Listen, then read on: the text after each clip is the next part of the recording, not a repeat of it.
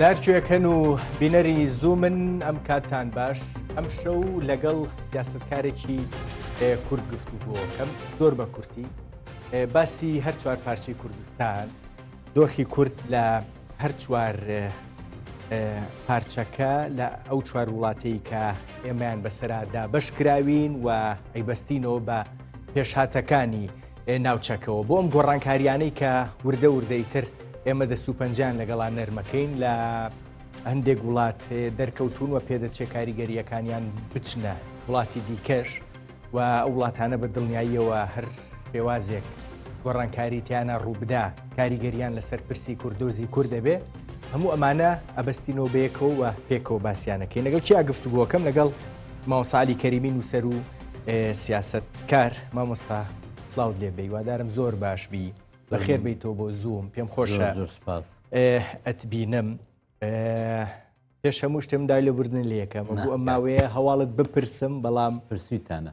قسووریم کردووە لە حزوری جەنابتانە مامۆستا عەلی بە باسێر چوار پارچاکەین وەکو کۆیەک سەیریەکەین ڕاستیەکەی گیان ناکەینەوە لە عێراق و با بڵێن هەرێمی کوردستان ئێمە بە دڵنیاییەوە بە حکمیەوەی پێگەیەکی دەستوریمان هەیە و قوارەیەکی با بڵێن هەرێمی فیدرالین لە ڕووی دەستوریەوە دان پێدانراوین تا حدێکی زۆر بە دڵنیاییەوە کوردەکان لە پارچەکانی دیکەی کوردستان چاویان لە ئێمەیە بۆ هەر پێشاتێک گۆڕانکاریەکی لەم شێوەیە کە ئێستا لە ناوچەکە هەیە بە دڵنیاییەوە جۆرێک لە چاوەڕوانی و بەرپرسیارەتی کوردستان لەسەرەوە باش ئەوەمان کردووە کە مەفروض ئێمە لە هەرمی کوردستان بیکەین پێشەشی کاکە ڕەنجان زۆر سڵاو تەواضوعێکی زۆر نوان زۆر مەمنون لە دوورەوە ئاگامان هەر لێکتر بووە سڵاو بۆ هاوکارەکانت سڵاو بۆ بینیێرە بەڕێزەکانت وا دیارە وردە وردە بینەریشتان زۆر دەبێت بە چاوان فەرمونون ئەمن دە خزمەتدام ئەوەی کە پرسیارەکە ئەوەی کە ئایا کردومانەیان نەمان کردووە بەڕاستی ئەو پرسیارە دەبێ بزانین لە ڕوانگەیەکە ئەوستەری دەکەین ئەگەر لە ڕوانگەی ئەوە ستەری بکەین لە باشووری کوردستان کە بە کەیفی خۆمان گەندەڵیمان کردووە بە کەیفی خۆمان کاری ناتەندروستمان کردووە بە کەیفی خۆمان فرە میلیشیاییمان دروست کردووە بە کەیفی خۆمان مڵک و ماڵی خەڵکیمان خواردووە بە کەیفی خۆمان دایک و بابێکی بە حەق و مستحقی وەک دەوڵەت وەک حکوومەت وەک ئەوە دەسەڵاتدار دایک و بابێکی چاک نەبووین بۆ میلەتەکەمان ئەوە هیچ گومانت نەبێکە نەتەنیا باش نەبووین زۆریش خراپ بووین چۆن شتی وا قبول دەبێت چۆن لە کام گۆشەی دنیاە ئەتۆ دەتوانێت کابرا 30 دانە ڕۆژان کارێ بکە 30 دانە ڕۆژان زەحمەت بکێش هەر کارێکی کە هەیەی مامۆستایە دوکتورە مەهەندیسە ئەتۆ سەری مانجێ ئەو پیاوە چاوەڕێیە کە سەری سەعاتی خۆی سەری دەقیقەی خۆی مەعاشەکەی بسێدە کۆنتۆکەیەوە بسێدە ئاکاونتەکەیەوە بسێدە ژمارە حسابەکەیەوە ئەتۆ نە مانجێک نە 2 مانگ نە 3 مانگ دوای دەخەی و توێژ نادەی لە پێش چاوی ئەو مەعاش خۆرانش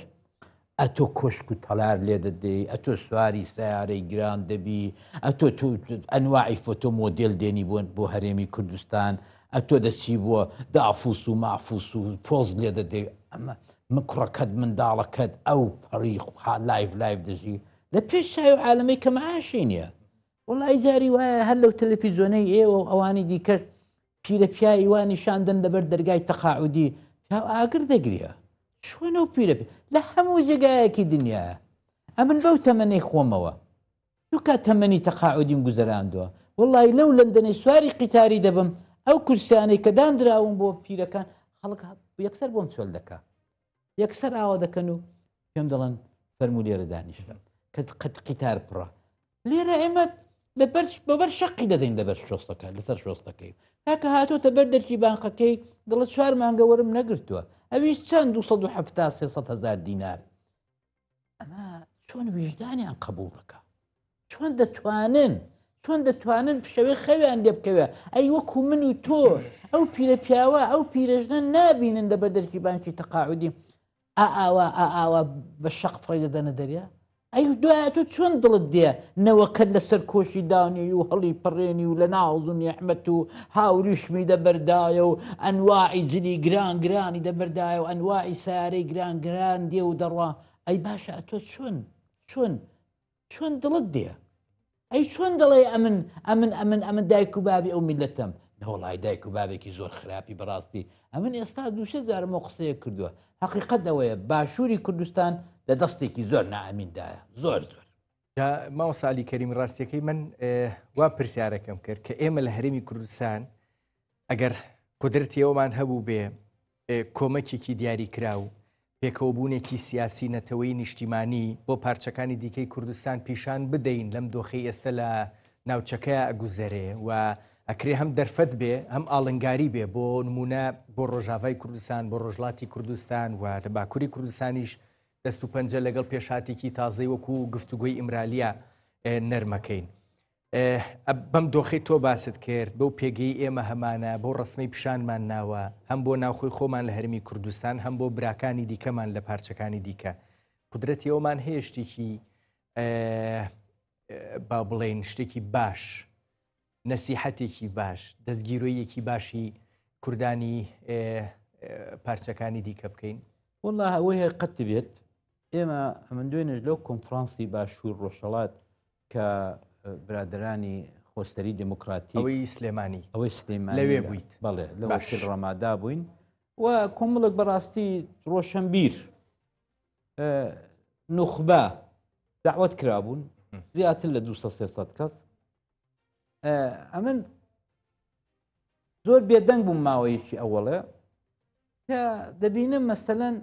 نوخبەی وا هەڵدەستا حەوا قسەی دەکرد نەسیحەتی هەواڵپەروین و هەواڵ دکتور جاویدان و ئەوانەی دەکرد مەبەستت نوێنەرەکانی پێدەن هەڵە بەڵێ ڕیزێک بوون باشە هەمیش بەزت بخوا ئەگەر کەچەڵ دەرمان کرد بێت بۆ دەوای سەری خۆی ناکا بۆ ئێمە زۆر ئیمتحانی باشمان داوە لە باشوور کە بتوانین نەسیحەتی ڕۆژاوا بکەین بە دڵ و بەجان دەڵم ئەگەر لە من پرسن لە جێگایەکی لەو سەری مێڕیخ لێم پرسن بڵێن عەلی باشترین تەجروبەی دەسەڵاتداری لە هەر چوار پارچەی کوردستان بە درێژایی مێژوو چ بووە بەبێ بیرکردنەوە بەبێ یەک و دوو دەڵێن باشترین نمونەی خۆ بەڕێوەبەری لە ڕۆژاوای کوردستانە و لە عینی حاڵدا خراپترین تەجروبەی دەسەڵاتیش لە باشووری کوردستان بوو تۆ کاکە سیر کە لە ساڵی تۆ جۆ لە چی بوو مامۆستا عەلی کەریمی دوێنێ ئەوانەی ئێمە لە باشووری کوردستان کەشتێکی دیاریکراویان بە هاوڕێیانمان لە هەواڵانمان لە ڕۆژاوای کوردستان گوتبێ گوێت لە چی بوو هەموویان لە دەوری شتێکی منطقیتیانە بوو ڕۆژاوای کوردستان هەمووی منطقی بوو لە دەوری یەک دانە باڵدە دەهات هەمووش قسەی یەکتیان تێکرار دەکردەوە وەڵا کاکە مێڵن فرف میلیشایی بابەوان نانهێشتووە ئەوان 4 ساڵ 5 ساڵە بە هەموو حجودی خۆیان مقاومە دەکەن کە هێزی ئەنەکەسەیان بۆ نەچێت کە سپای ڕۆژیان بۆ نەچێت ئەیکاکە تۆ ئەچوە پڕپری لە میلیشیا بەس خۆ ئێستا هەر لە هەرێمی کوردستان و ڕاستیەکەی جۆرێک لە هەوڵ و گفتوگۆ هەیە کە من پێم وابێ ئەمریکا وانەی دیکەش جۆرێک لە فشاریان هەیە بۆەوەی هێزەکانی ڕۆژ و وجودی ئەنەکەسە لە ڕۆژاوای کوردستانە ئیتر قبول بکرێت لە فۆرمێکی دیاری کراوە زۆر خراپ دەکەن کاکە ڕەنج بڕوان پێ بکە من ئارەزوومە ئەوە نەکەن زین شوێنە ئەمن فرە حیزبین زۆر بەدڵە فرە حیزبی زۆر باشە دوێنێش عینی شتم کول لە قسەکانمدا عینی شت فرە حیزبی شتێکی مۆدێرنا شتێکی پۆلارالیزمە شتێکی دموکراسیە شتێکەکە زۆر باش من و تۆ بە حیزبەکەی خۆمان ڕازینە دوو بە دوو حیزبێک دروست دەکەن هیچ مشکیل نییە بیستەری کەس ناشکێنین بەڵام فرە میلیشیایی ئەو پەڕی خراپەیە ئەو پەڕی ئەو وەزعی باشووری کوردستان تێدایە فرە میلیشیایە خۆ باشە ناکرێوانی کە ئێمە لە هەرمی کوردستان ئەو ئامۆژگاریانەی دوێنێ باست کرد حتا ئەو ئامۆژگاریانەی کە مەسعود بارزانی سەرۆکی پارتی دیموکراتی کوردستان پێرێشەوە بوو پێم وابێ بەخوا عەیب بوو بەڕاستی منی گوێم لێ بوو بەڕاستی کاگڕن گوێم لێ بوو کاک مەسعود ئەتۆ نەسیحەتی ڕۆژاوایە دەکەی باشە بۆ وەکو نەسیحەت وەریگرین بۆ ناکرێت و جۆرێک لە هۆشداری وەریگرین ئێمە لە هەرێمی کوردستان لە باشووری کوردستان ئەمەمان کرد کامەیکەنەوە ئەی بۆ ئەتۆ زرمەی پلاری ئەتۆی وشار نەکردەوە ئەی تۆ 33 ساڵە ئەنواعی شەڕی ناوخۆت کردووە ئەنواعی مڵک و ماڵی خەڵکیت بە تیرۆ داوە ئەنواعی بودجەی خەڵکت داوە بە تفەنگ و بە RPG و بە نازان بە تۆپ و بەچی و بەچی بە براکانتەوە ناوە ئەوە چۆنە تۆڕۆکانە هاتووی وەڵای ئەم زۆرم پێ عیب بووکە و قسەی کردم بۆ خۆم خەجاڵەتیم کێشا من تەماشا ئەو کابرایە بەو تەمەنەیەوە هاتۆ لە پێش چاوی تلڤیزیۆنی دەڵێ ئامۆژگاریم کردن ئەتۆ ئامۆژگاری ڕۆژاوا دەکەی وەڵای سەرکەوتووترین ئەزمموی کوردیە دە تو سەیریکە با پێ دڵم بووە لە خۆرا قسە ناکەم چاوی دەکە بە درێژایی ئەو 12 ساڵی هێندە نییە یوان هێندە نییە یەک میلیشیان هەیە یەک جێیشان هەیە ئەویش گریلاکانی هەسەدەیە وە نییە تۆرە سەیری ئەو تەجربەی وان کە لەسەر ژن ئەو شەرمیان لێ دەکات مەسەڵەن ئەو ڕۆژانە من دیتم کە مەجلوم عەبدی چۆتە لای مەسعود بارزانی وە نییە وەفتێکی لەگەڵە وەفتێک 4 کەسە دارێ دوی ژنە سەیری ئەم ئەقڵە دوی ژنە دووشی پیاون هەرچیان کۆنەگریلا هەرچیان ئیتفاقەن دوویەک لەو 4 وەفتە بە مۆعجزە لە هەولێرە لە کوشتن ڕزگاریان بووە بە دەستی چێ هەر بە دەستی هێزەکانی بارزانی کێ ئەڵێ کاتی خۆی ئەڵێ بەڵێ چەند ساڵ لەوە پێش ئەو لا چێ بوو دەم پۆستێکم کرد لە فەیسبووکەکەم ئەو دوو ڕسمەمدا نابوو وەفتی سەری ڕەشی ماڵی کاک مەسعودی و وەفتەکەی کاک مەزدوب کۆبانی ڕۆژاوای شەرم دەکە کاکە ڕیزێک پیاو دانیشتون هەمووی چاکەت و پانتۆڵی گران هەمووی سەعاتی گران هەمووی نازانم پۆین باقی گران ئەوانیش کە چاوە لێ دەکرد لەو گریلانە هەر بە خۆت نەبوو ڕەحمت دەبزوت ئەوە نەقلەکەی دێت نابێ کە هاتوو بۆ فەڕانسەی وەفتەکەەوە بیرم هاتەوە کتم ئەوانیش هاتبوون بۆ مفاوزە لەگەڵ ئەمریکایە چوبوون بە دوایاندا لە سەفارەت لە قۆنسوڵ لە باڵێزخانەی فەڕانسەی کە ئەمریکایە کە بە سیارەی لیمۆزین شتیوا بێ بن کتویان بڕن ئەمە سواری وانە نابێت بڕۆن دەی وەفتەکەی بیت کۆنگەکان هیوێت نامەکان توان کاکە هۆتێلمان بۆ گرتوم توانە مە دەچین بۆ لای لایەنگرانی خۆمان کە تەلەبەن و فەقیرن لە شوقە و شوقشتی و فەقیراندا دەژین ئەمە دەچین تا بەیانی کە سەری سەعات دێنە مفاوزاتەکە یعنی ئەم تەفاسی مردەکاریە بچووکەی کە ئێستا تۆ باست کرد ئەکرێ با بڵین ئاماژەی گەورە بێ بۆ جیاوازی گەورە لە نێوان ئێمە و ئەوانە یان بەڕاستی ئێمە کرێ لە شوێنێک هاما مەساعلی کەریمی یەک بگرین شوێنێک بێ هەندێک با بڵێن هێڵی گشتی نیشتیمانی بێ لەو چوارچەوەیە ئەنەکەسە شوێنی ببێتەوە هێزەکانی ڕۆژیش شوێنیان ببێتەوە و ئەزمونونەکەی باشووری کوردستانیش دووبارە نەکەینەوە باشە ئەنەکەسە چۆن تۆ پێم بڵێ ئەنەکەسە بە چ منوالێک و بە چه قەرارێک و بە چه شێوەیەک و بە چه مێتۆدێک بە چه مکانیزمێک یەک بگرێتەوە میلیشای بێنێت بیکەن خیانەت دەکەن ئەزانی ئێمە هەموو بەدبەختی ڕۆژهەڵاتی کوردستان کاکە باشووری کوردستان باشوور مەڕە ڕۆژهەڵاتیش ئەزای ڕۆژهەڵات چه ئەزمونێکی جوانمان نەبوو لە بیدایەتی ساڵی 79 تەواوی میلەت لەگەڵمان بوو تەواوی میلەت کەی میلەت لێمان پرینگانەوە کەی میلەت دی وردە دایان کودە هادیسان پێشمەرگات هێلکە ڕۆنێکیان لە دەداینە ئەو کاتە بوو کە شەڕی دموکراتی کۆمەڵ دەستی پێ کرد میلەت عاقڵە باشە ئەنەکەسە بچێت بەهێزەوە دەچێەوە نیە بە تفەنگەوە دەچێت یا ناچێت یا بە جانتاوە دەچێت ئەگە بە جانتاوە دەچێت یاخوا بەخێر بێن یاخوا سەرسەر و سەرچاویان واللهی مناعەتی ئێستا بەدەیان گروپ و نەتەوە شتیان لە نێو ئەنجومەنی کانتۆنەکانتان وەکو یەک عەرەبی تێدایە چەرکەسی تێدایە مەسیحی تێدایە ئەرمەنی تێدایە هیچ مشکلە نییە ئەوانش با بچن نێو ئەنجومەنەکاندا خوان هەڵبژێرن و بە ئینتخاباتێکی ئازاد لە نێو ئەنجومەنەکاندا بن بەڵام میلیشا کاری بە سیاسەت نییە لێ جا من دوشت ئەڵێم نازانم پێت باشە بێ یان نا طبعا ئێمە لە چوارچەوەی یەکگرتووی کوردام ئەم قسان ناکەین ئێستا بۆیە ئەنی پەرۆشین بۆ یەکگرتوویەکە یەکەم لە ڕۆ سیاسیەکەیەوە ئەنەکەسە لە ئیتلافی نیشتیمانی سووریەوەی لە بەڕاستی لە ژێردەستی تورکایە لەو بێتە دەرێ دان بە خۆسەری دیموکراتیا بنێوە بچێتە ناو با بڵێن قەوارەکەی ئەمە لە ڕۆ سیاسیەکەی لە ڕۆ سەربازیەکەیشی وەکو با بڵێن پێکهاتەیەکی دیاریکرا و هێزەکانی ڕۆژ نەچنە ناو هێزەکانی هەسەدەوە دابش بکرێن بەسەر هێزەکانی هەسەدەیە و لە چوارچووی دیاریکراوە بنێرێن بۆ جوگرافیای دیاریکرا و با بڵێن وەکو یەک قەوارەیی یەک پێکاتە سەیریان نەکرێ. ئەمە مۆدلێکی باشە بێ بۆ ئەوەی ئەم پرسە چارە ئەوەی تۆ دەڵێ ئێستا بیکەم بەیانی بۆ جێبەجێ دەکەن، هەر بەیانی بۆ جێبەجێ دەکەن، لەنێو ئەنجومەنەکانیدا جێیان دەکەنەوە، جێیشەکەشیان جێگای چاچیان دەدەنیە، هەموو هیچ بەبێ ئەولا بەڵام ئەوەی دەکەن کاکە بۆچی ئەوە ناکەن؟ خۆ ئەگەر ویستەکە ویستێکی کوردستانیە بۆچی ئەوە ناکەن؟ بارزانی نایڵە، بارزانی یا گەورەتر؟ بارزانی سەر بە تورکیایە، معلومە هەموو ئەجەنداکانی تورکیای تا ئێستا بەڕێوە بردووە. یەک شتم پێ بڵێ ئەخ باشە کاکە تۆ هاتووی دڵسۆزی دەکەی بۆ ڕۆژاوای کوردستان، سەرۆکەکەیت بان کردووە بۆ کۆشکی خۆت، تۆ عیب ناکەی ئەو دەقیقەیە مێڵکات داخستۆ. زانی ئەمە چەندمان هاوار کرد لە 70 ساڵەوە پێشەوە کاکە ئەو دەواازەی سمێڵکات بکەنەوە، کورە کاکە منداڵ نەخۆشە شیری دەوێت، کاکە لێرە شتمان کۆ کردوێتەوە بەلۆری دەچێ، کاکە بەتانیمان کۆ کردوێتەوە، سۆبامان کۆ کردوێتەوە، چاو قەنمان ڕەنج شتەکە زۆر سادەیە. ڕەنگە ئەتۆ $20 پێ نەبێ بیدێ بە یارمەتی بۆ ڕۆژاوە، بەڵام ڕەنگە لە ماڵێ 2 سۆپەی زیادی تەبێت، کار بەتانی زیادی تەبێت، دەسی بەتانێکە دەدەیت، زۆر باشە بۆ هەر دەبێ پارە بێت. ئەمن پارەم نییە، بەڵام دەتوانم لە نیوەی مەنزەڵەکانم نیوەی بدەم بە ئێوە،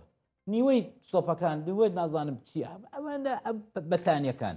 بۆ ناهێڵی لۆری بچێتەوێ، بۆ نازانم ئەرێت چی تێدایە ئەتۆ ئەو دەواازە. کاک عەلی کەریمی زۆر جار کە باس لە فۆرمی پەیوەندی نێوان پارتی دیموکراتی کوردستان و یەکێتی نیشتیمانی کوردستانەکرێ لەگەڵ تورکیا و لەگەڵ ئێرانە، قسێگەکرێ کە زۆر جار با بڵێن لە چوارچووی سیاسەتە بیان و بۆ ئەم پرسانە هێنرێتەوە، ئەوەی کە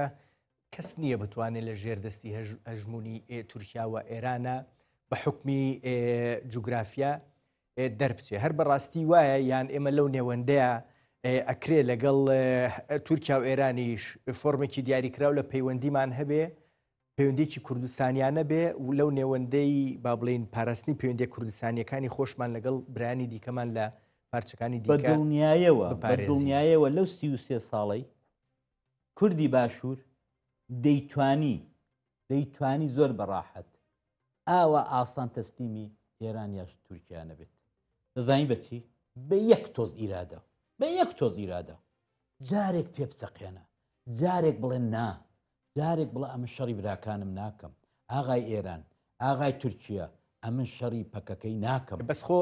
هەندێک جار پارتی بە ئێرانی وتووە ناوە ڕاستیەکەی یەکێتیش مامجلال لەگەر بیرت بێوتی یەک پشیلەی کوردی نایەمەوە بە دەیڵێن بۆ مزایدا، بەڵام ئایا بە ئەمەل کردویانە؟ ڕاست دەکەی سەردەمێک مامجلال پێیدا دەگر کە ئەمن نایکەم و فشاری بۆ سەر دموکراتی و کۆمەڵە ئەمن لە ئاگادارم زۆرشتی قبول نەکرد زۆر، بەڵام مامجلال ئیرادەیەکی لە خۆی نیشان دەدا بە تایبەت کە خەڵکی گەورەی وەکو جەبار فەرمان و کاگنۆ شیرەوان و ملازم عمر و ئەوانەشی لە پێش بوو بەڕاستی. بەڵام کاکە تۆ پێم بڵێ یەک دانە یەک کەسایەتی خۆی ئاوە زەعیفە، خۆی هەموو شتێکی تەسلیم منداڵەکانی کردو، یەک دانە عنسرم پێ بڵێ یەک کە ئاوە بە قووەت بێت لە پشتی مەسعود بارزانی نیەتی حقیقەتێکە نیەتی بۆیە بەبێ ئەم لا ئەولا تەسلیم بوو تورکیا برێر مەسەعانەکان ئەوڕۆکانە من سوورەیەکم دی لە تەلەڤیزیۆن بە حەقی چیت پێدا من بۆ خۆم خەجاڵەتیم شێشا هاکان فیدان هاتۆ مەتار فواد حوسێن بەخێراتنی دەکە فواد حوسێن چیەوە بوا دەکەی دەتکو سەمایا دەکە ئەوەی دکرد بۆ وا زەلیلی بۆ ئاوە حەپەساوی هاکان فیدانە کوردە خەڵکی وانە جاشە ئەتۆ بۆ وا دەکەی ئەتۆ بۆ هەموو ڕسپێکتەی نیشان دەدەی ئاوای دەکرد لە پێش ئەوانەکەی تەمای دەکرد بڕوان پێ لە چوارچێوەی با بڵێن کاری دیپلۆماسیە چوارچێوەی کاری دیپلۆماسیدا تۆ ئەوەندە دەستدێنی ئەمە دەبێت ئەوەندە تۆ بە دوو دەستان دێنی بژ هەردووکیان کوردن لەوە چێ بە یەک فێر بوون نا من زۆرم پێران خۆش بوو چونکە ئێمە بە تایبەت ئەوانە کە نوێنەری ئێمە دەکەن لە نێونەتەوەی و لە نێو دافوس و لە نێو نازانم مجتەمەعاتی دەرەوە و لە ناوانەدا ئێمە کورد پێی دەشکەین ئێمەی کورد پێی دەشکەین بە هیچ شێوەیەکە تۆ نابێ ئاوەتەوە ئەتۆ هەموو تەواضوعێک بۆ دوژمن هەتۆ دیوتە کە ئەوانە دەچن بۆ کۆشکی ئۆردوغانی نە عەلەمی کوردستان دەگۆڕەدا نە هیچ دەگۆڕەدا چۆن دەستنە ژوورێ چۆن پێشوازیان لێ دەکرێت بەڵام لەگەڵ یەکتر دیوتە چۆن ئاوا پێدا دەگرین و یەک تۆز پرۆتۆکۆڵ نەبێت کۆبوونەوە تەرک دەکەینوانە ئێمە ئاوان بەرامبەر بە یەکتر بەڵام بەرامبەر بە دوژمنێکی غەدداری وەکو تورکیای ئێمە ئاوای نازانم ئەم لەو کاک مەسعود و ئەم برادرانە کوڕەکانی منداڵەکانی ئەرێ کاکە موسا عنتەریان نەخوێندوتەوە خوێندوتەوە ئەرێ بەڕاستی دەیخێنەوە موسا عنتەری دەبڕۆن بزانم موسا عنتەر ڕۆژنامە نووسێک بووە چۆن کوژراوە چۆن بینەوەرەکانی خۆی نووسیوە ئێستا شکور لە اختیاری هەموو تاجێکی کوردایە هەموو دەتوانن بیخێنەوە بە تورکی دەیخێنەوە بە عەرەبی دەیخێنەوە بە فارسی دەیخێنەوە ئەتۆ بۆ نایخێنەوە ئەم دەوڵەتە ئەو دەوڵەتە بۆەوەی نابێت تۆ ئاوا بێ ئیرادا ناڵم دیپلۆماسی لەگەڵ مەکە بەڵام بۆەوەی نابێت تۆ ئاوا بێ ئیرادا سوکە تۆ دەزانی بەڵام تۆبا لەبارەی ئیرادەوە من پێم خۆش بوو ئەو من هەوڵێم گفتوگۆ بکەین باشە بۆی ئارگۆمنتەکەی بەرامبەریش هیچ نەبێت لە منەوە دەربچێ ئێستا با بڵێن لاور شێخ جەنگی هینێکی هەیە پێم وابێ ڕاگەندراوێکی هەیە کۆمەڵە قسەی لەبارەی ساڵ یادی ئازادکردنی کۆبانێەوە گوتووە ئەمڕۆیە ئەڵێ پشتیوانی کۆبانێ لای زۆرێک لە سیاسەکانی هەرێم دەستبردن بوو بۆ پشکۆ باشە بەڵام کراش ینی نایشارینەوە لە باشووری کوردستانەوە بەگشتی لای کوردستانیان لە هەر چوار پارچی کوردستان جۆرێک لە کۆدەنگی دروست بوو بۆ یارمەتیدانی کۆبانێ و هەندێک یارمەتیش بە دڵنیاییەوە لە باشووری کوردستانەوە بۆ کوردانمان لە ڕۆژاوای کوردستان لە چوارچەوەی شەڕی داعشا گەلە کۆمەکیی داعش تورکیا بە دڵنیاییەوە لە کۆبانێ بینرا و جۆرێک لەکانتی بوو لەو لەسەرەوەی هەمووشان ئەو دەمی لاهور ئاوسەرۆک بوو بەبێوان نەدەکرا بەبێوان نەدەکرا ئەتۆ بچی لە ئاسمانەوە کۆپتێر شت فڕەدەیە خوارێ فیشک فڕەدەیە خوارێ ئێمە ئەوەمان لەبیر ناچێت ئەو جوورە کارانە هەموو عالم تەنانەت ئەزنەبیەکانیش هەر چوار پارچەی کوردستانیش پیرۆزبایی لە دەکەن لە باوەشی دەگرن ئەم کۆبانیمان لەبیر ناچێتەوە کۆبانی مەسعود بارزانی خەندەقیان لێدا خەندەق هەروەکو ئەو ڕۆکانەکە سمێڵکایە داخستۆ بەو هەمووە ئیمبارگۆیە ئەو هەموو حیسارەی کە لەسەر ڕۆژاوایە تۆ تەنیا فکرێەوە بکەوەکە ئەو سنوورە بکرێتەوە ئازوقە دەڕوا نەوت دەڕوا بنزین دەڕوا کوڕە هەموو کەرەسەیەک دەڕوا ماوە سالی کەریمی هەست ناکەی با بڵێن لەم دۆخی ئێستا کە هەم ئەکرێت دەرفەت بێ هەم ئاڵنگاری و مەترسی گەورەش بۆ کورد لە ئارادا بێ کاڵم کورد ئێستا باسیێر چوار پارچاکەم ئێمە و کۆرێمی کوردستان وەکو قەوارەیە کە دانمان پێدانراوە مەترسیکی دیاریکراوی با بڵێن وجودیش ئەگەر لە سەرمان بێ ڕاستیەکەی کەمترە لەسەر بەراورد بە پارچەکانی دیکە ئەگەر جۆرێک لە پێکەوەی پیشان بین ئەو ئیرادەیە کە ئەوانەی دیکە لە دەرەوە ئەیبینن بۆ ئەم پێکەوەیە جۆرێک لە هێز نادا بە هەر هەنگاوێکی سیاسی و تەنانەت سەربازیش ئەگەر ئێمە لە چوارچەوەی پێشهاتەکانی ناوچەکەیە پیشانی بین جا لەسەر مێزی گفتوگوۆیە یان لەسەر شاخەکانی با بڵێن قەندیل بە دڵنیایی کاگڕست هەموو جارێ لە مێژوودا ئەگەر ئێمە یەکگرتوو بووین و ئەگەر ئێمە برا لە پشت برای بۆ ئێمە سەرکەوتوو بووین چ لە شەڕ لە مفاوزات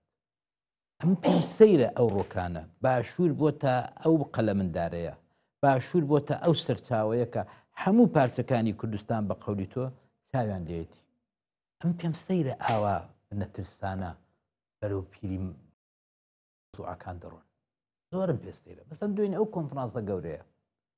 یەک نەفەر پارتیشم نەدیت یەک نەفەر ڕاستێکی گەورە بوو هاتوون دەست سەیری ئەو ئەقڵە بکە هاتوون دەڵێن کاکە ئێمە حکوومەتێکی تازەین ڕۆژاوا تازەیە حکوومەتی سووریا تازەیە دەکرێت سووریایەکی تازە دروست بێت ئێمە نامانەوە بە بێ پرسی براکانمان لە پارچەکانی تری کوردستان بە کەیفی خۆمان بکەین وەرن کاکە یارمەتیمان بکەن کڕەوە تەواضوعێکی زۆر گەورەیە کاکە چوار دانە مەسوولی گەورەی لێ نەبوو لێی بوو با ناویان نەهێنم بەڵام زۆر زۆر کەم بوو. It wasn't enough. يعني کافی نەبوو، لازم بەڵام کافی نەبوو. بۆیە ئەمن دەڵێم ئەوەندە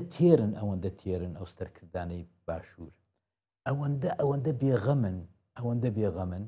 یعنی بیر لە ئەوڕۆ ناکەنەوە، بیر لە دنیا ناکەنەوە.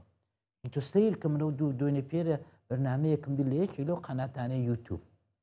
زانە ئەو فاحیشەگەرەی کە لە ئەولێر هەیە زۆرم پێسەی بوو، من نەمدەزانی ئاوە یعنی ئێمە خەریکی چین، ئێمە خەریکی کاکڕن. یەکێک لەو شتانەی کە هەمیشە و دایم باسم کردو لە خەباتی حتا ماڵ تۆ خێزانێک و دوو منداڵت هەیە، تۆ دەیە بزانی معاشێکت هەیە مەسەڵەن میلیۆنێک، تۆ دەبێت بزانی ئەولەویەتی تۆ چییە. تۆگە نەتزانی ئەولەویەتی ژیانی تۆ چییە تێدا دەچی ژنەکەشت لێ زیز دەبێ، منداڵیشت نائام لێ، منداڵی خراپ پەروەردە دەکەی، بۆ خۆشت تووشی هەزار ئەولا دەبێت. ئەگە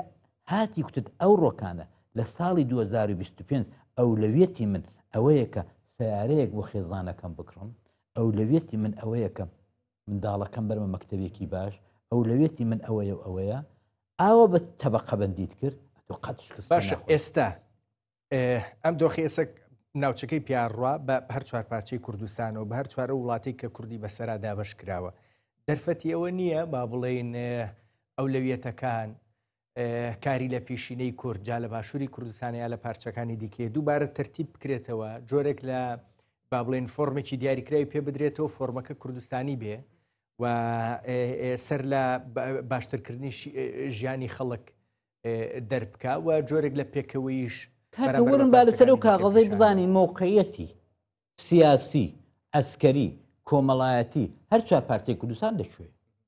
ئەو دەمی لە ڕووی ئەو دەرکردنەی ئەوەیەوە ئایا موقعیەتی ئێمە لە موقعیەتی دەوڵەتی چۆک و نەرویجدایە،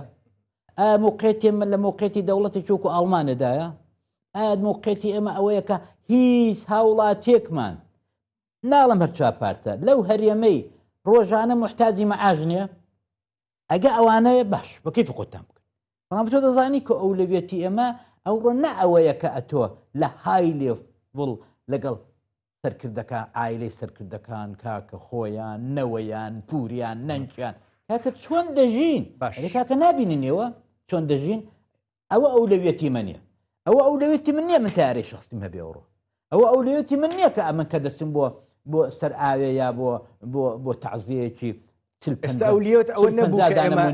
کە ئێمە کوردی هەر چوار پارچەی کوردستان بە پەلە ڕاستیەکەی بە چەپ و ڕاستیەوە بەوانەی کە چەکیشیان بەرامبەر بە یەکتری هەڵگرتووە سەردەمانێک کۆ ببنەوە و تێبگەن بزان لە ناوچەکە چییە گوزەرێ ڕاستیەکەی ئێمەش چۆن تەعامل لەگەڵ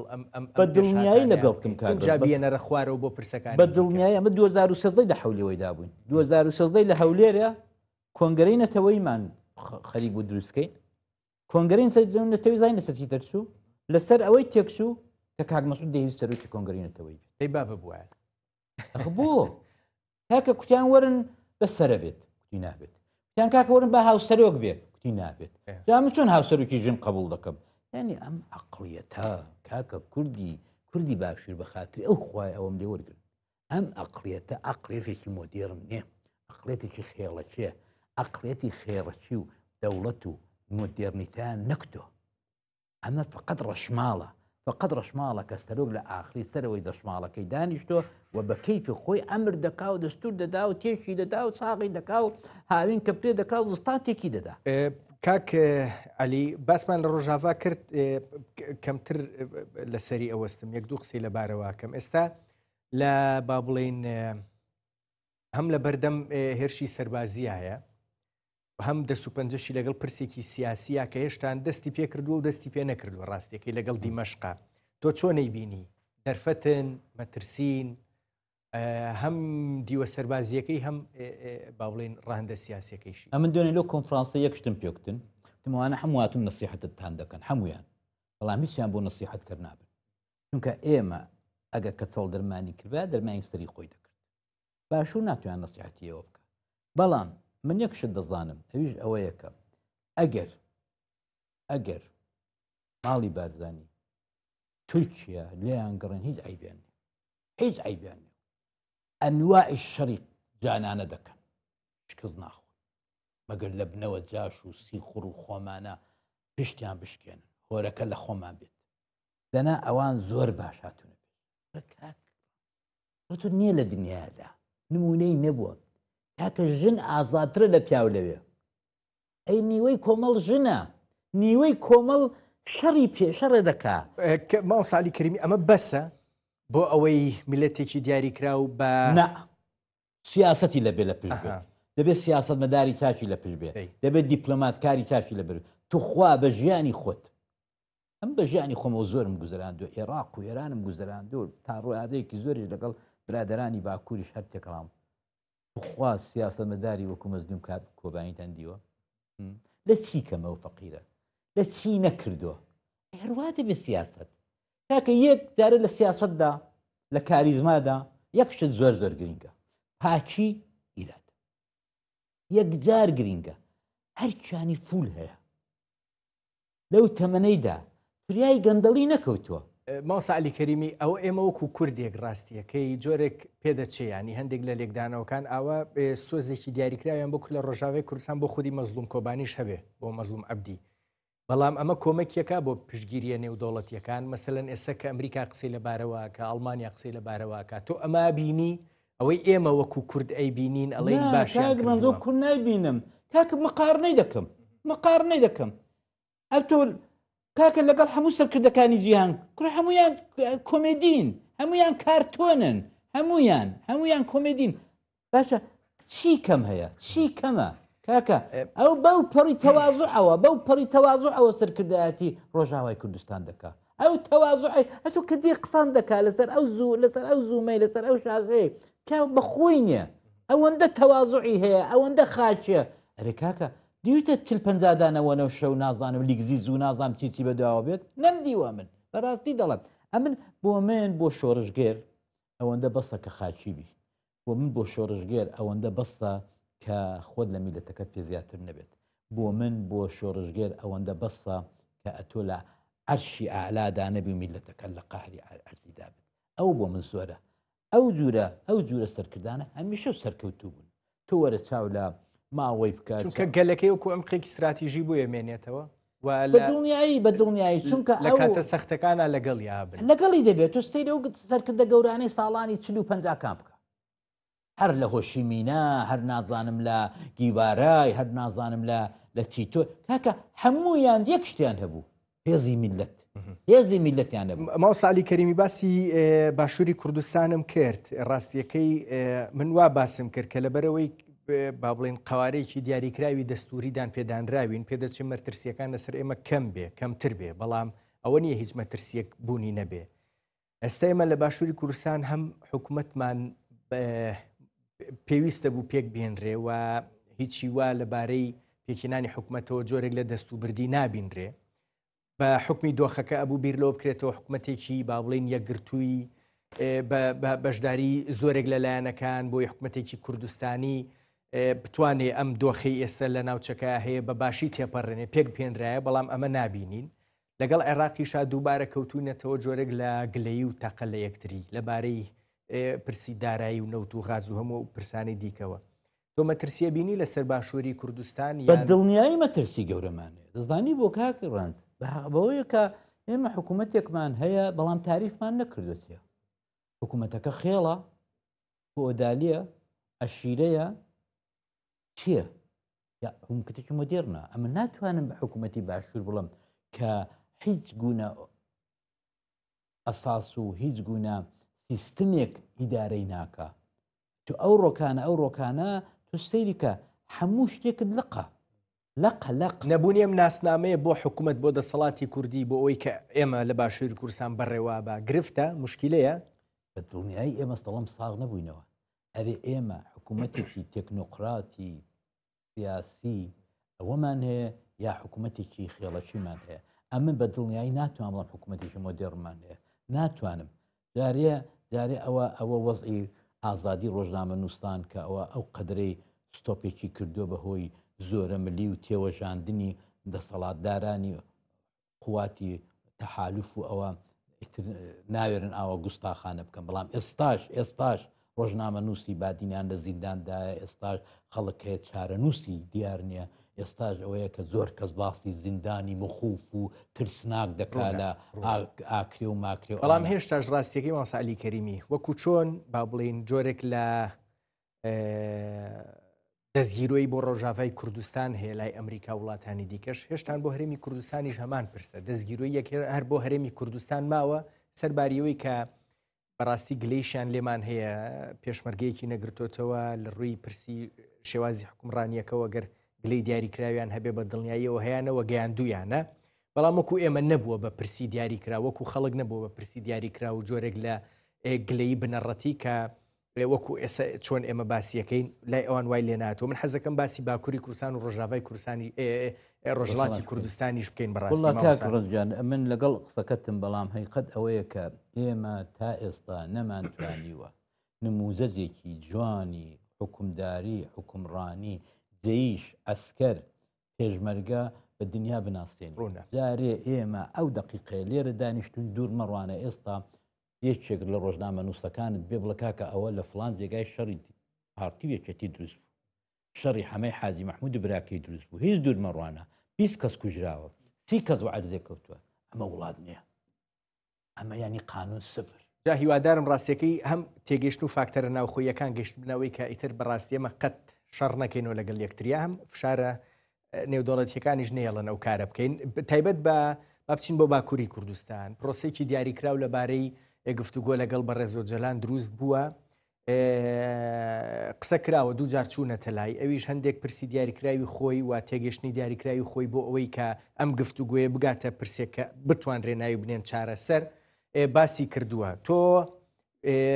گومانت لە نیەتی تورکیا هەیە لە دەستپێکردنی ئەم گفتوگوۆیە یان نا؟ بە دڵنیایی کاکڕەنج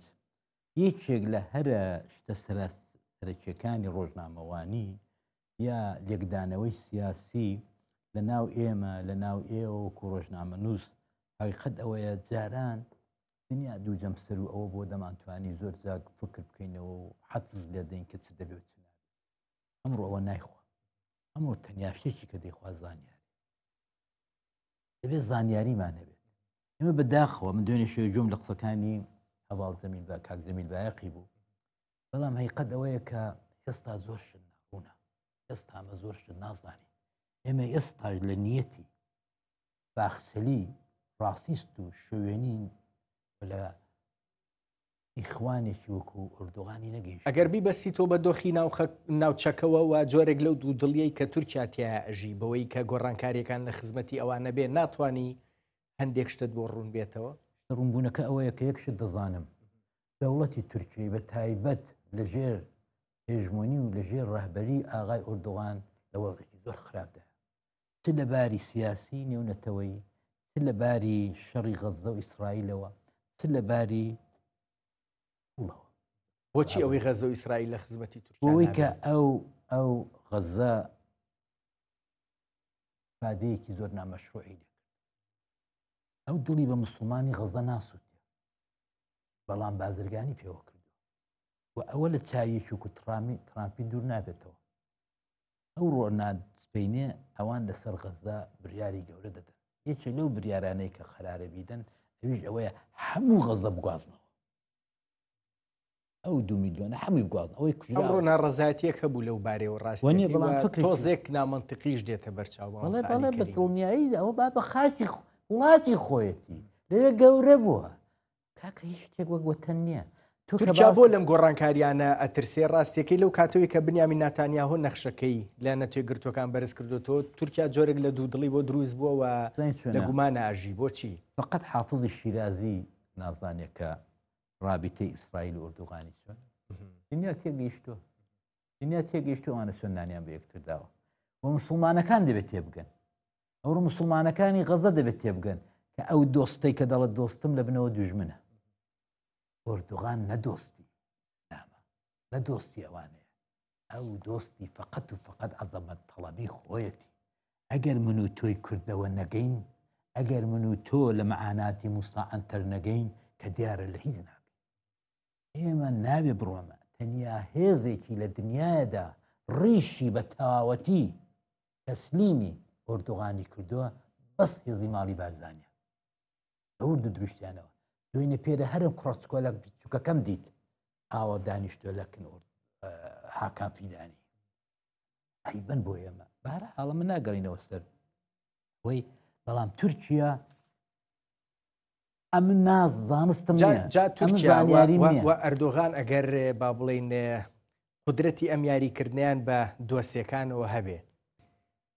ئەمەی ئیمرالیش هەروە نبینی ئەم گفتووی کە ئێستا دەستی پێ کردووە ئەوێ بە شێوک لە شێوەکان ئەم ماوەیەی ئیتر مانگە ساڵە نازانین ئەوەی گۆڕانکاریەکان لە ناوچەکەی ئاگوزەرێ تی پەڕێنێ بە شێوەیە کە کورد لە ڕۆژاوای کوردستان بە شتێکی دیاریکراو نەگا دواتر چیە بێ با ببێ من نازدام وەزئی تاک عەبدوڵڵا ئۆزەلانی شوێنە لەباری تەندروستی و پیر بۆ بەهەرحاڵ ئەوەی کە دەیبینین لە ڕسمەکاندا و ئەو هەیئەتە جا شاندەکاڵێ باشە تەندروستی باشە ئەوان هەر دەبێ وا بڵێن بە هەر حاڵ هیوادارم باش بێت بەڵام ئێمە نازانین ئایا تورکیا وەرەقی ئۆجەلانی ئایا ئێستاش ئەو کارایی لە 2 ساڵەوە پێشی بۆ تورکیا هەیە یانێتی ئایا ئەو بەو ئەهەمیەتەوە چاوی لە دەکات یا چاوی لە ناکە ئێمە نایزانی چونکە زانیاریمان لەسەر و بەشەی کەمە ئەوەی کە دەیڵین چە ئەتۆ دەیڵی چا من دەیڵم چ یەکی دیکە دەیڵە هەر حەدس و گومانە تەحلیلاتدا تەحلیلاتێکی لە ڕووی بناغەیەکی کە بەبێ زانیاری ئەمن هیچ تەحلیلێک هەموو تەحلیلێک کە بەبێ زانیاری بێ بەڕاستی زۆری جوێ نادەنێت زۆری جوێ نادەنێت ئەوە جا ئەگەر وا بێ قسەیەک لەبارەی ئەوە هەیە ئایا ئەگاتە داواکردنی چەکدانان و خودی باکەش چەکدانەی یاننا من زانی چۆنە چەکدانا فقط لە دەستی وەزەلایندانی کاکە دێرە لە مەتەقەیدا دەژین هاوار بکەم لە قەندیل ئەوە تا من قەت ئەوەی باوەڕ قەت مەگەر ئەوەی کە بەڕاستی پرۆتۆکۆڵێکی پلاتفۆرمێکی تەواو شەفاف دروست بێ لە نێوانی کوردەکانی باکوور هەم ئەو حیزبە سیاسیانەی کە ئەوڕۆ لە شارەکاندا ئازادن دەم پارتیە هەدەب هەمەرتی ناویان چییە بەڵام دەبێ ئەو پرۆتۆکۆڵە شەفافە بنووسێت لەسەر دەستی دەوڵەتانی بێگانە لەسەر دەوڵەتی تەڕەفی سێهەم جا ئۆجەلان داوای کردووە کە ڕۆژێکی دیاریکراوی گونجاو بۆ ئەم گفتوگوۆیە بێتە پێشەوە پێش ئەوەی شتی دیاریکراو لە کورد لە ئیمرالی لە قەندیل داوا بکرێ ئەم ڕەوشە گونجاو بێتە پێشەوە بۆی ئێمە بتوانین لە چوارچەوەیەکی دیاریکرا و پرسەکان چارەسەر بکەین اینجا بێتە سەر ئەو هۆکارانە چارەسەر بکرێن کەوای کردوێت دوی نەشەوێت لە زمانی جەمیل بایەقی جملێ بوو کە کوتی ئێمە چاوەڕی نامەیەشین لە ئۆزەلا ئەگا لەم ماوەیە ئەگا وەنیە دارن نەگەیشت بەڵام ئەوە گەیشتیش کاکە ئەوانە ئەمن جارێک پێم کوت بە کاکدەمیکتم زانی دەڵێ بەردەکانیەتەوە من کە دیتم دەتکوت بەردەکانی قەندیلە ڕەنجی ئەوەنە دەڵێ شتێک دەبە ڕەنجی وانی گرتبوو منە 50 ساڵە 5 ساڵە لەوێن 5 ساڵە نێو بەردەهاندا دەژین 5 ساڵە لای هیچ ئیمکاناتێکی ژیانی مەدەنیان نییە کاکەم دەی باشە ئەوانە بەڵام دابڕاون لە پێشهاتەکان کە زۆر جار جۆرێک لە گومانەکرێت بەڵام ئایا ئەوانە بۆیان نییە لە چارە نووسی دو ڕۆژی خۆیاندا بەشدار بن یا هەر دەبێ مەستەن جۆ بدەنە ڕوونە پیاوێک لە سزنەوە کە 25 ساڵە دەرەی نەدیوە پێ ناچێ ئۆجەلانی ژەوە بکات نایکە کوتی نایکەم من هیوادارم هەروە بکە هیوادارم ئەوە بێت کە بەبێ هاوڕێکانی بەبێ هەواڵەکانی دەست بۆ ئاویش نەبات باش چونکە ئەوان لە دەرێ ئەو ئەگەر یەک زاویە ببینێ ئەوان سەدان زاویێت زۆر ڕوونە ما ساڵی کەریمی بیرمیە کە حەسەن نەسڕوڵڵا ببوورە کە ئیسماعیل هەنیە کوژرا میوانی زوومی ئێمە بووی نیگەران بووی پێتوا بوو ئەم دۆخە شەڕی غەزە لە کوشتنی با بڵێن ئیسماعیل هەنیەوەی تر پێدەچێ بە شێک لە شێوەکان پێگەی ئێران بەهێزتر بکاتەوە و پێتوا بوو من وا تێگەیشتم نازانم وایە یاننا ئەگەر وانە بووە بۆم ڕاستکەرەوە کە ئێران کەوتۆتە جۆرێک لە مامەڵە دەست و پەیوەندەکانی خۆی پێوە ئەبن بەڵام خۆی ئەپارێزێ دۆخەکە وا ڕۆیشت پێت وایە بۆ لەمە دواش هەروە ئەڕوایان پێدەچێ هاتنەوەی ترامپ ئەم پرسە لەبارەی ئێرانەوە بگۆڕێت چارەنووسەکە ئەگەر لە دڵی من پرسی نازانم ئەوە شەرحەت سوگومانە بەڵام ئەمن ترامپم زۆر پێجددینێ بەڕاستی کە دەورەیەکمان دیوە دەورەیەکمان دیوە ڕەشە و گڕۆشەی دەکا هەڵدەسێ دوایە وەک شیرەکەی دەنیشێتەوە یعنی ئەنواعی هەڵچوونمان پێوە دیوە بەڵام ئەوەی کە معلومە لە دێرزەمانەوە ئێران زۆر درەنگ دەسووت زۆر خەڵک دەسووتێنێ ئەولاولای پێوە دەکات بەڵام خۆی تێوەرنادا ئێستش کە لە ڕووی استراتیژیەوە لە ناوچەکە لە وڵاتە هەرێمیەکان لەو 5 پایتەختەی کە بەدەستیەوە بوو تقریبان براوەتەوە ناوخۆی ئێران هێشتان قودرەتی خۆپاراستنی هەیە کەم بۆتەوە زۆریش کەم بۆتەوە ئێستا ئەو پرۆکسیانەی کە ساران هەڕەشەی پێ لە هەموو ڕۆژهەڵاتی ناوە ڕاست دەکردوانە ئەوەی کەم بۆتەوە ڕاستە بەڵام ئایا ئێران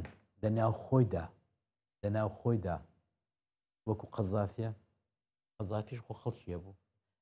ئێران هەین چۆنە ئێران ئەو ڕۆکانە بێزگە لەوەی کە لایەنگر و بەسیج و مەسیج وانە کاکە چوار جێیشی گەورە هەر تایبەت بە مەلایەن دروست بوو ئەوە قەرارگایە ئەوە سپای پاسدارانە ئەوە نازانم بەڵام جوڵە مەدەنیەکانیش ڕاستیەکەی بە تایبەت لە دوایی شۆڕشی ژینا ئەمینی شۆڕشی ژنجیان ئازادی زۆر بەقووەتە وایە یەکجار بەقووەتە بە تایبەت خەباتی ژنان یەک پاشەکشەی تەواوی پێکردن ئەزانی کاک ڕەنج لە دێر زەمانەوە لە بیدایەتەوە حیجاب بۆ جمهوری ئیسلامی خەتی سوور بوو یعنی هەموو هۆڤیەت و شەرعیەتی جمهوری ئیسلامی بە حیجابی ژنانەوە بێستبەوە بە هیچ شتێک ناڕەحەت نەدەبوون هەر بە حیجابەکەی ناڕەحەت دەبوون ئەمڕۆ بەسەر قسەی ئاغای پزیشکیان و قسەی ئەوانی دیکە یعنی خەڕازی بە تایبەت زەریف کە دوێنێ پێرە قسەی کرد قەدەوەیە کە گوزەراون قانونەکان ئەوە نەکردووە بەڵام دەنگێژ ناکەن دەنگێژ ناکەن بەڵام نەهاتوون قانونێکی دژی ئەو قانونە دابنێن کە دژی حیجابە لە پرسێکە کە تەنها ئەمە ناویێنین حیجاب بەڵام پێدەچێت کاریگەریە با بڵین زەهنیەکەی لای خەڵکی ئێران ئازادیە لە ڕۆژهەڵاتی کوردستانی ژانی هەندێک گەورەتر لێک بدرێتەوە من حەزمە کرد زۆر زیاتر قسەت لەگەڵا بکەم گفتوگۆ بکەین مامۆستا عەلی کەریمی گفتوگۆ دیکەم لەگەڵ ناکەین بەسە وتمان زۆرمان وت باش نییە وڵای جا من خزمەتین گۆدام هەیە بەردەوام بە گفتوگۆ لەگەڵ ئێوە زۆر دڵخۆش بووم ممنونم کاکە ڕەنجە تۆش کوڕی چاچی و چای باس دەکەم ئەو 47 دقەیە بەسە